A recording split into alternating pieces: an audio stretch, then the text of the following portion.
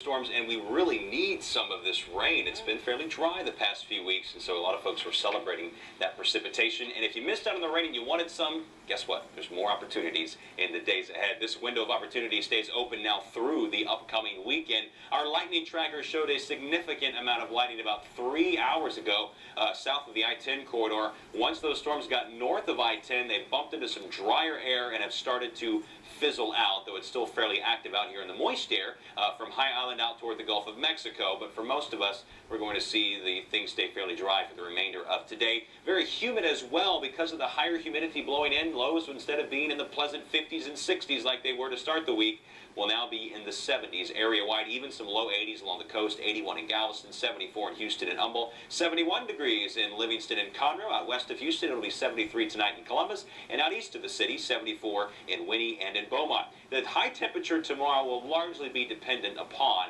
when the rain sets in, if you get any rain. And if you get the rain fairly early, you'll likely stay in the 80s. That's most likely from I-10 southward in that deeper moisture. Off to the north, we may see the rain start a little bit later, and so you're looking at high temperatures in the low to middle 90s. Now, compared to 24 hours ago, we are cooler because of the rain, and look at how much cooler it is from Denver to Minneapolis, 30 to 40 degrees cooler over the past 24 hours due to the next front that is blowing its way down the plains. In fact, they're in the 50s in those two spots. Denver just barely climbing out of the 40s now with snow showers in the higher elevations of the Rockies. You can see a thick band of clouds and rain, and then a few little specks of pink in here indicating some mixed precipitation. Some of the ski resorts picking up their first snow of the season. And this is going to be a slow-moving front. Why? Well, the jet stream flow has turned parallel to the front, and when that happens, there's not much to push the front down to the south anymore. So it's going to be a slow mover, stall out over the state,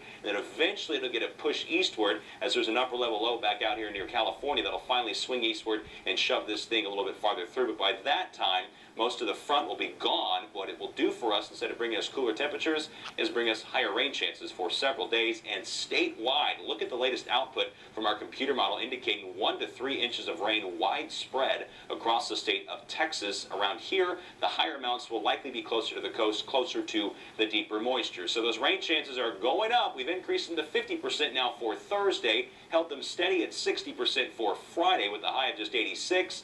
And now, because it looks like this front is going to slowly drag its way through or just stall out overhead Saturday and Sunday, we've increased those rain chances to 60%. We are not expecting it to rain all weekend long. These will be widely scattered showers and storms, and you may not get rain on either Saturday or Sunday, but there will be a lot of moisture around, and with that front nearby, a lot of rain as well. By Monday, some drier air blows in, drops our rain chance to 30%, and temperatures heat back up to 90 degrees.